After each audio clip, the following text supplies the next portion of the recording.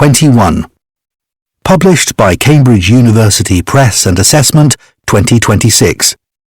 This recording is copyright. Test 1. This is the IELTS listening test. You will hear a number of different recordings and you will have to answer questions on what you hear. There will be time for you to read the instructions and questions and you will have a chance to check your work. All the recordings will be played once only.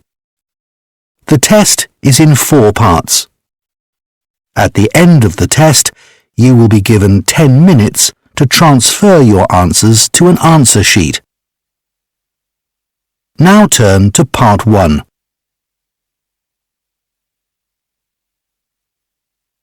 Part 1.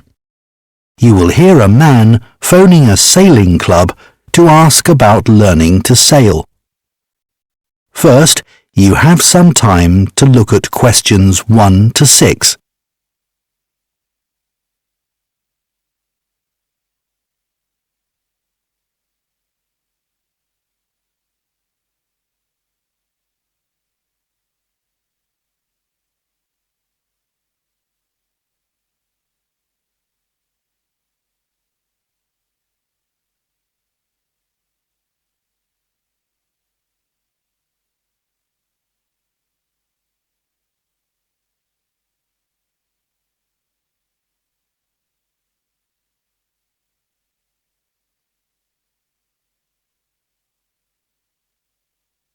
Now listen carefully and answer questions 1 to 6. Hello, Oyster Bay Sailing Club. How can I help you? Oh, hi. I'd like to find out about sailing courses for beginners. No problem. Is it for yourself? Yes, I had a look online, but I'm not sure which course would be best. OK. Well, you might be interested in our taster days. Possibly. So these are for people who've never sailed before. It's basically an introduction to sailing to find out whether you enjoy it and want to carry on with it. And how much is that? It's £120 for the day, but it's reduced to £110 each if there are 2 of you. No, it would just be me. Oh, that's fine. You'd be in a small group, usually about 8 people, but no more than 10. And everyone's always very friendly. Uh-huh. And are there any other suitable courses? The other option is the Level 1 course. These are 2-day weekend courses and we run those all year round. OK. And what do you learn on that course? This is a mix of theory and practical skills. So you learn about things like the weather, which is obviously really important, and also the tides, as well as learning basic sailing skills. You go out into the harbour in special training dinghies for beginners, 2 people in each dinghy and an instructor. He or she will make sure you understand everything you need to know about safety. It sounds like hard work. Yes, but you'll have a lot of fun too. And the cost of that one is? £200, but it's a bit cheaper if you decide to join the club. There's a discount for members. Well, I'm not sure about that yet. You've got plenty of time to decide. And does the cost include everything?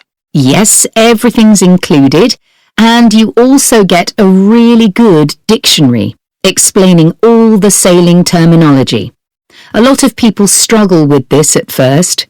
It's got lots of pictures, so I'm sure you'd find it really helpful. And on completion of the course, you get a certificate. Then you're ready to move on to the Level 2 course. Sounds good. Before you hear the rest of the conversation, you have some time to look at questions 7 to 10.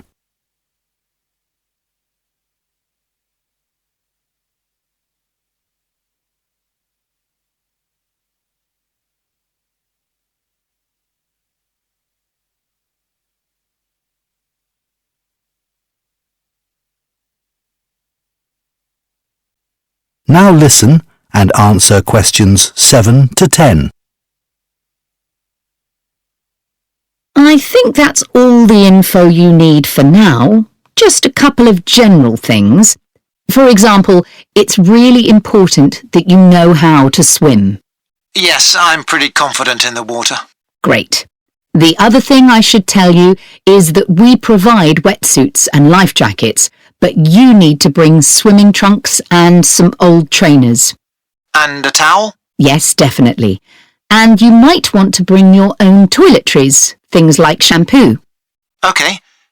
What about food and drink? Do I need to bring that, or is there a cafe at the club? Yes, you can get sandwiches, cakes and snacks there. The food's pretty reasonable. OK, good. Well, I think I'm interested in the Level 1 course, but I know absolutely nothing about sailing, so is there anything I can do to prepare myself a bit?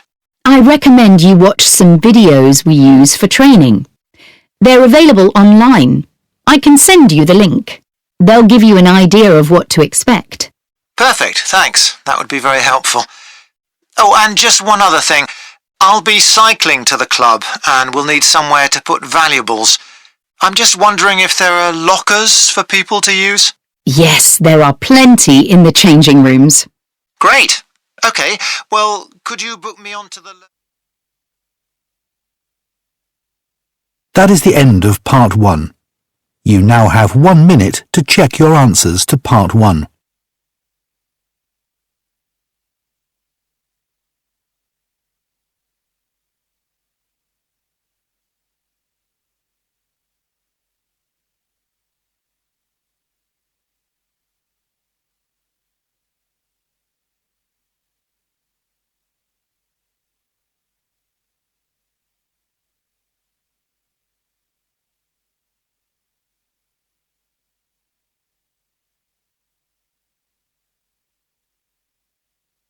Part 2. You will hear a woman giving advice on a podcast about how to become a makeup artist in the film industry. First, you have some time to look at questions 11 to 16.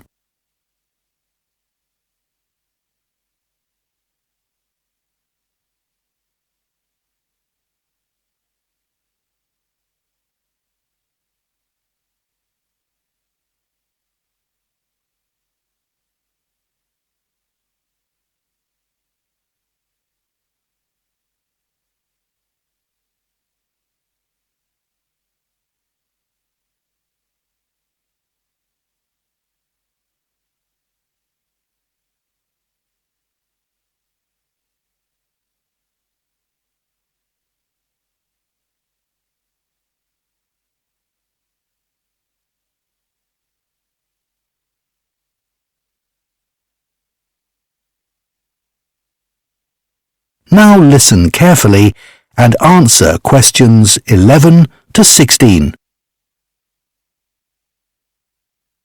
Hello and welcome to the Filmmaking Podcast. In this week's episode, Claire Lamar talks to us about how to become a makeup artist. Claire's been working as a makeup artist in the film industry for over 20 years and has lots of useful advice about how to get started. Thanks, Ian. Well, before you can become a makeup artist on films, you have to spend about 2 years working as a makeup trainee. A good place to get your first job would be on a low-budget short film. Of course, this means that you'll be working for free, but it's often worth it for the experience. Make sure your transport costs are covered, and remember, there's very unlikely to be any catering provided, so bring plenty of food. If you're lucky, you might start out on a big-budget film where you'll get the most useful experience. On productions like this, makeup and hairstyling are separate departments, so you won't need to bring your curling tongs. But you're likely to get the opportunity to work with a range of age groups as well as different ethnicities. Doing makeup for special effects is highly specialized, so don't expect to be offered any practical experience in that. One problem with working in the makeup department is that it's a high-pressure environment. There are very few times when you'll be bored or have nothing to do. It can be stressful, but you'll see that the top makeup artists are very professional, even when they're having to work with directors who are impatient or unhappy with the makeup artist's work. Follow your supervisor's lead and try to remain calm at all times. I've worked with many very famous actors over the years. At first I found it overwhelming and could hardly speak. I was so in awe. That's preferable, by the way, to becoming too excited and asking for selfies. Now, meeting the talent is just a normal part of the job, and to be honest, most actors don't look that special without all the makeup. Every makeup trainee will need a makeup kit, which they'll be expected to have with them at all times. Just the essentials will do for the kinds of tasks you'll be given. It won't be anything complicated. It's worth looking at what the other makeup artists have in their kits, but whatever you do, don't borrow anything without asking first. It's very important to build your portfolio. You should take photos of all the work you do, and ideally show the different stages of makeup application if you can. But remember, you'll need to get approval from the makeup designer in charge of the department. As you'll be sending your portfolio digitally, you won't need to get photos printed. Before you hear the rest of the podcast, you have some time to look at questions 17 to 20.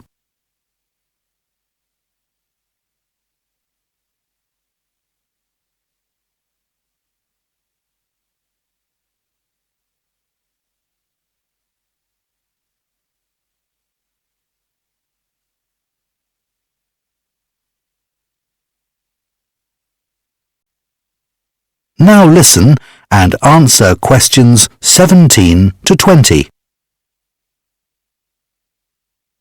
So what does a makeup trainee actually do? You need to think about whether you're the right kind of person to do the job and whether you'd enjoy it. So to give you some idea, here are some of the things you might be required to do.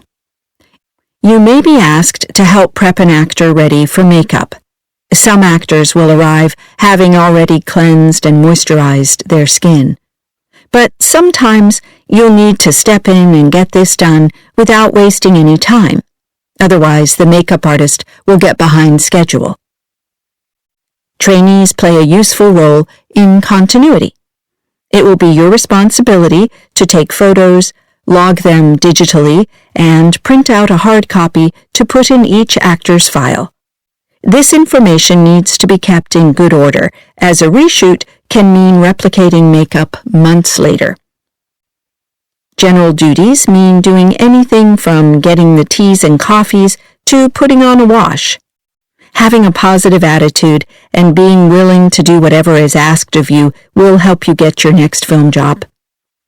You won't be asked to apply makeup to any of the principal cast, only the extras. If there are dozens of extras involved, you'll need to keep up a swift pace and not spend too long on each person. It takes quite a lot of confidence to be able to do this well. Okay, now about terms and conditions. That is the end of part 2. You now have 30 seconds to check your answers to part 2.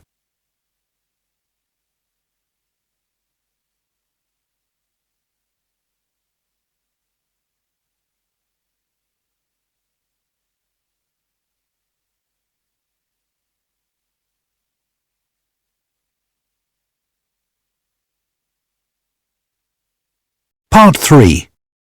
You will hear 2 marine biology students discussing a lecture on marine biodiversity and conservation from a visiting speaker.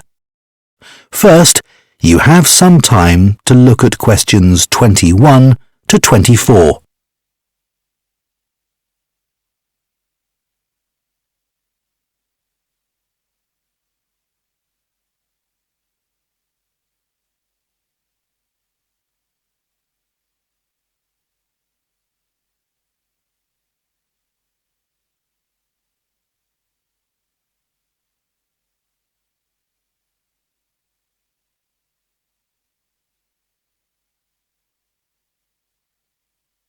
Now listen carefully and answer questions 21 to 24. That lecture from the visiting speaker yesterday was good, wasn't it? Yeah, I learned a lot from her about ocean biodiversity. I've already done some reading on it, and I did an assignment on some of the problems associated with it last year. But I especially liked the way her lecture focused on more long-term issues. Yes, things that aren't currently receiving widespread attention, but are likely to be important in the future. That impressed me too. It wasn't exactly a feel-good conclusion, because it's hard to see any real solution for a lot of the problems. No, though she did point to where policy changes could be made to protect our marine and coastal environments. But that's just at a national level. The examples she gave were at a more global level, and they really made it clear to me just how wide-ranging the threats to ocean biodiversity are. Yes, me too. The research project she described was impressive, wasn't it? I'd have thought it was quite unusual to have so many experts working together. Yeah, and from such different backgrounds. Must have been a really exciting team to work with. I'd heard of a couple of them before.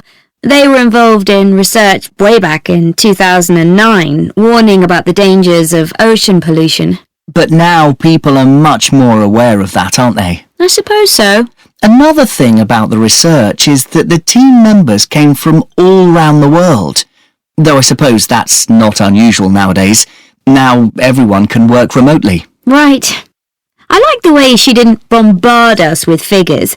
I mean, they were available, but she focused more on the general points they indicated. And the description of improvements in systems used for tracking marine animals and things like robots were really interesting. Yes, and her description of how robotics can be used to investigate threats to biodiversity. Absolutely.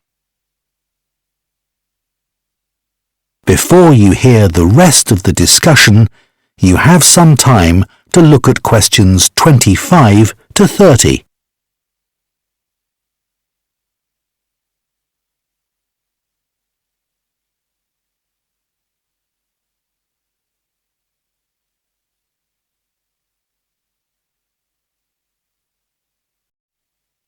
Now listen and answer questions 25 to 30.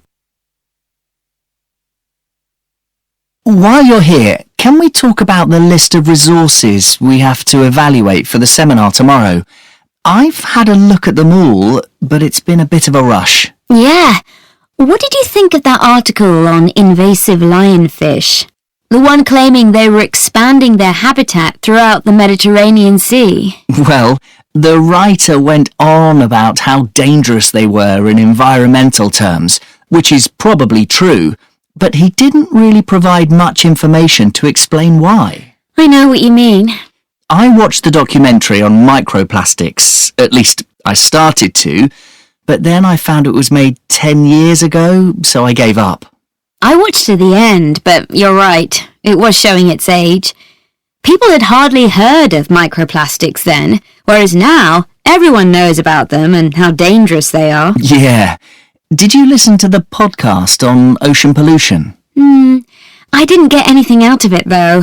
Most of it was stating the obvious. Yes, it mentioned pesticides and plastic and things, and it clearly made the point that they were a bad thing. But everybody knows that anyway. Did you read that book on coastal ecosystems? The one by John Harper? Yes. I found it hard going at first.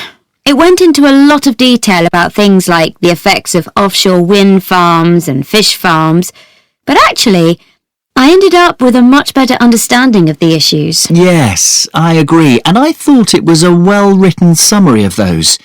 And the diagrams helped a lot too. The article on metal toxicity was way above my head.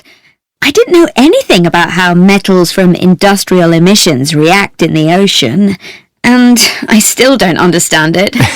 I gave up reading after the first chapter. I just couldn't follow it. That podcast on floating marine cities was interesting.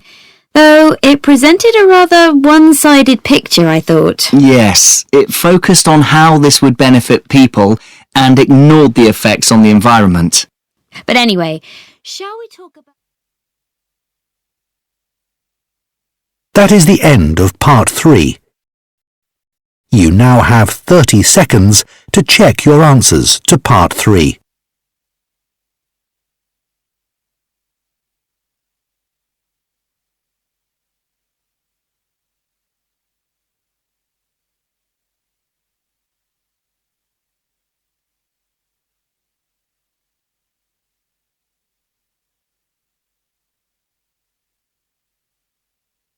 Part 4. You will hear part of a science lecture about different sources of rubber. First, you have some time to look at questions 31 to 40.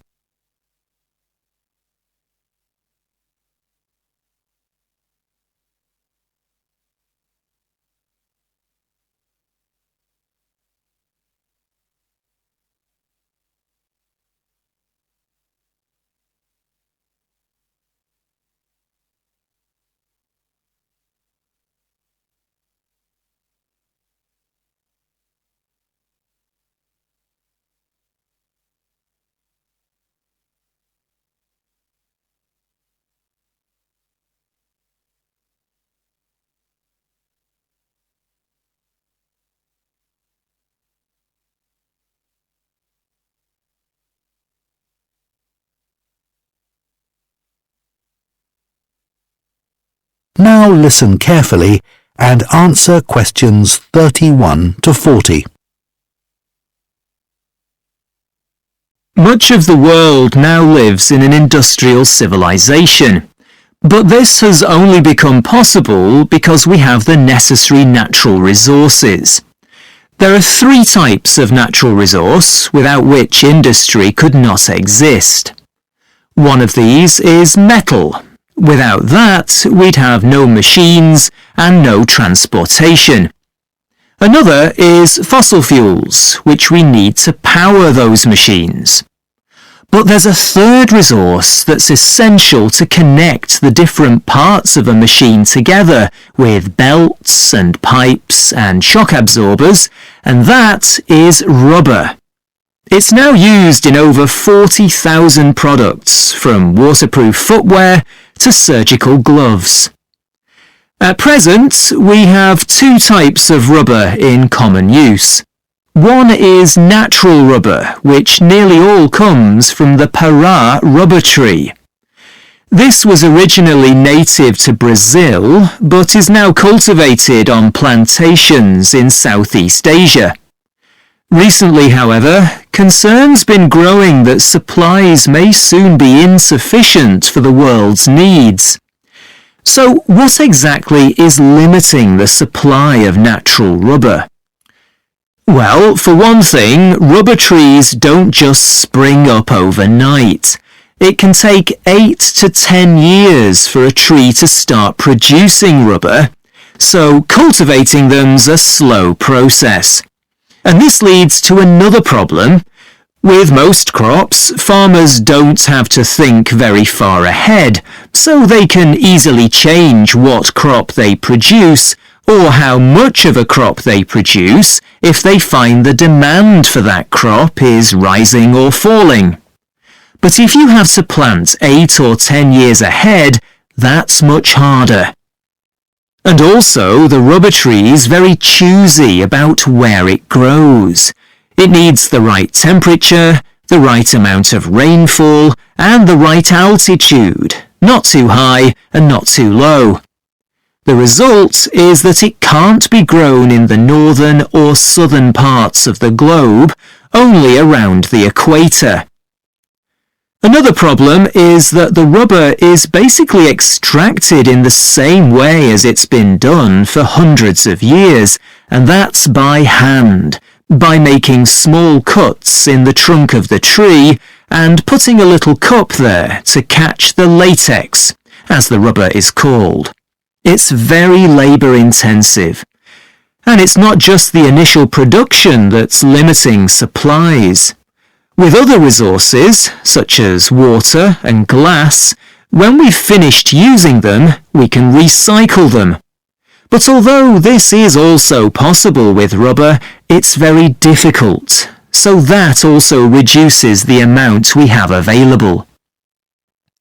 And in the last few years, there have been new threats to the supply of natural rubber.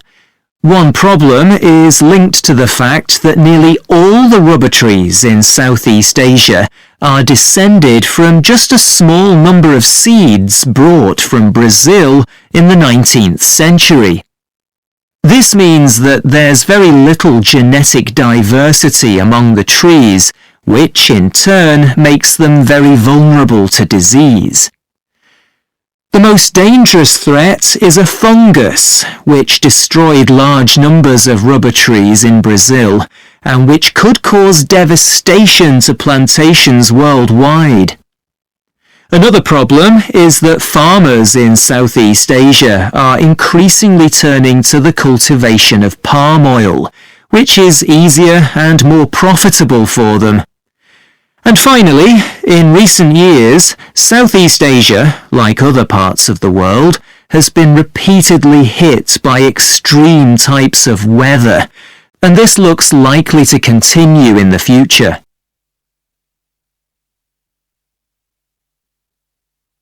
However, as well as using natural rubber, it's also possible to make rubber synthetically. This works very well for some purposes, for example making engine parts or silicone pots and pans used for cooking. But compared with natural rubber, it's not anything like as strong, and this means it can't replace natural rubber in other products. For example, while a mixture of natural rubber and synthetic rubber works well in car tyres, only natural rubber can stand up to the extreme speeds of aircraft tyres during takeoff and landing. So, for some time, scientists have been looking for alternative sources of natural rubber. One that's been known about for some time seems initially to be a rather unlikely source. It's a wild plant with yellow flowers that we normally regard as a weed when we see it in our gardens. But when it's pulled up and its roots cut open, they're found to contain rubber. Now, compared to the rubber tree, dandelions produce relatively small amounts of rubber, but unlike rubber trees, they're very adaptable. They'll grow in all sorts of places, and they don't need rich soil.